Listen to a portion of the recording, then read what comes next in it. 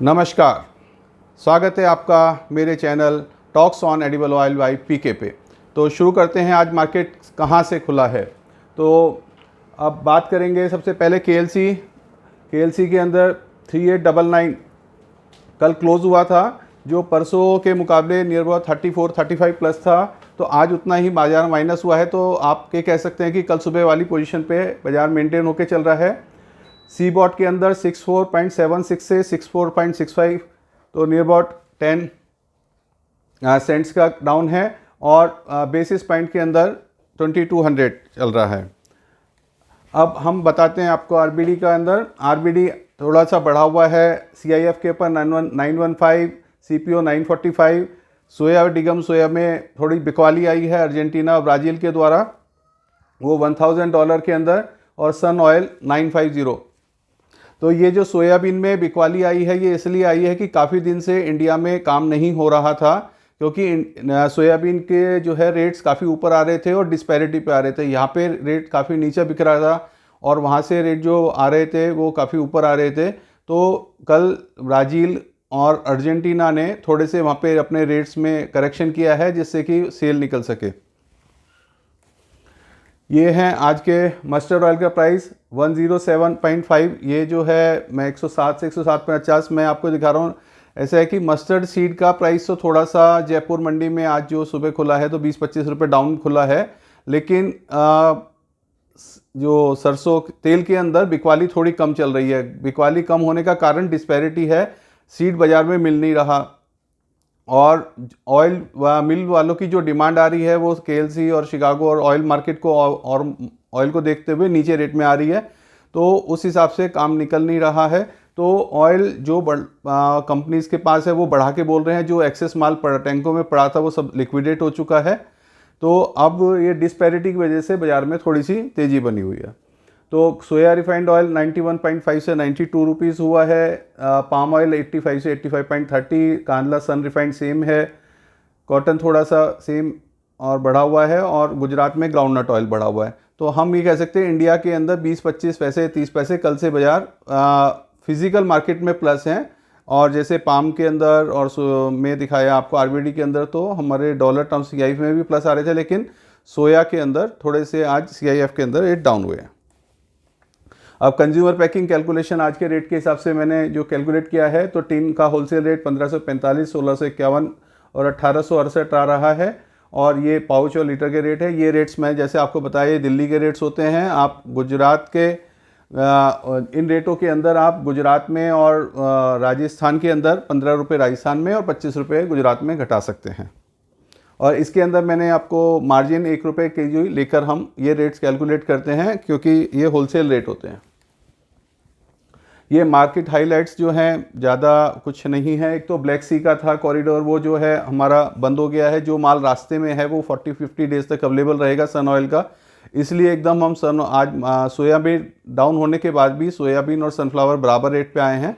Sunflower के अंदर ज़्यादा अभी तेज़ी नज़र नहीं आ रही, क्योंकि जो एक इंटरेस्ट कॉस्ट भी इन्वॉल्व होती है और लोगों की हेजिंग कॉस्ट भी इन्वॉल्व होती है। तो अभी रेट्स में मेंटेनेंस का चल रही है, क्योंकि अभी 40-50 दिन जो रास्ते में माल है वो अवेलेबल रहेगा।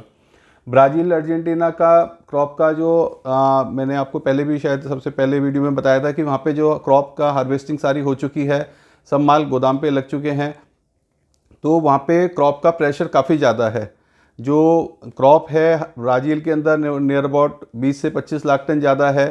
अर्जेंटीना में थोड़ी कम है, लेकिन वो उसकी पूरी भरपाई हमारी ब्राज़ील क्रॉप ने कर दी है।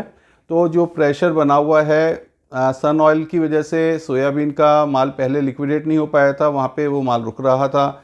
रेट्स के अंदर पैरिटी नहीं आ रही थी। एक साइड में कनोला मार्केट में रेट काफ़ी कम थे। कनोला के बारे में मैंने आपको पहले भी बताया कि इंडिया में 38% के करीब ड्यूटी चल रही है, इसलिए इंडिया में पैरिटी नहीं आ रही है कनोला ऑयल की। तो सारी डिपेंडेंसी अभी सनफ्लावर ऑयल पे थी, अब सनफ्लावर से धीरे धीरे सोया पे जाएगी। तो आज ब्राज़ील ने कुछ अपना माल को लिक्विडेट करने के लिए अर्जेंटीना ने तो वहाँ पे रेट्स कम करे हैं, तो उसका सीआईएफ में फ़र्क दिख रहा है, क्योंकि ऊंचे रेट में इंडिया में काम नहीं हो रहे थे, उसकी पैरिटी ऊपर आ रही थी। उनको इंडिया के रेट्स को मैच करने के हिसाब से वहाँ पे रेट डाउन हुए हैं। इंडिया क्रॉप जो है हमारी अब अक्टूबर, हमारे को आज हम जुलाई में बैठे हैं, अगस्त और सितंबर अक्टूबर से हमारी इंडिया की क्रॉप भी आ जाएगी। और जो माल ब्राज़ील और अर्जेंटीना से आना है उसके अंदर 45 डेज़ के करीब लगते हैं। तो आप ये समझ सकते हैं कि 15, 20, 25 दिन तक ही हमारी जो मेन परचेज़ रहेगी ब्राज़ील अर्जेंटीना से ज़्यादा रहेगी। फिर उसके बाद परचेजेस रहेंगी, लेकिन वो बड़ी कॉन्शियसली करेंगी, क्योंकि इंडिया का माल जब प्रेशर आएगा तो एक बार हम ये समझ सकते हैं कि इंटरनेशनल मार्केट से कम रेट में इंडिया के अंदर काम होगा जब ऑयल एक बार सीड का प्रेशर आएगा। यूएस का हॉट वेदर का कंसर्न हमारा काफ़ी ज़्यादा बना हुआ है। अभी भी वहाँ पे काफ़ी फसलों में डैमेज होने की खबर आ रही है। यूरोप में, एशिया में, सब जगह काफ़ी गर्मी का माहौल बना हुआ है, जहाँ बारिश जितनी होनी चाहिए थी नहीं हो पा रही है। मैं एक्वा वेदर चेक किया था पाम ऑयल का इंडोनेशिया में और मलेशिया के अंदर भी, जो भी 4-5 दिन बाद थोड़ी बहुत छुटपुट बारिश दिखाना शुरू कर रहे हैं। तो लेकिन अभी वेदर का कंसर्न बना हुआ है। मस्टर्ड के बारे में आज थोड़ा सा मैं जानकारी देना चाहूँगा कि मस्टर्ड के अंदर जो है हमारा जो रेट चल रहा है 52750 चल रहा है। ये हमने 40% रेट का लिया है जो मंडियों के अंदर निवई में, टोंक में और मुरैना में जहाँ पे अवेलेबल रहता है। तो ये 40% का रेट कैलकुलेट करने का, क्योंकि जनरल सीड जो है इसी रेट का आता है। 1850 प्रोसेस कॉस्ट करके 54,600 आता है। अगर हम 108 रुपये भी ऑयल की रिकवरी लगाए 34.5% के ऊपर तो 37,250 से आती है। और केक की रिकवरी 25,400 से लगाए तो 16,256। Total recovery 53,516 minus 1,014। तो आप अगर इस 1 रुपये को कैलकुलेट करेंगे ऑयल टर्म में तो 3 रुपये किलो।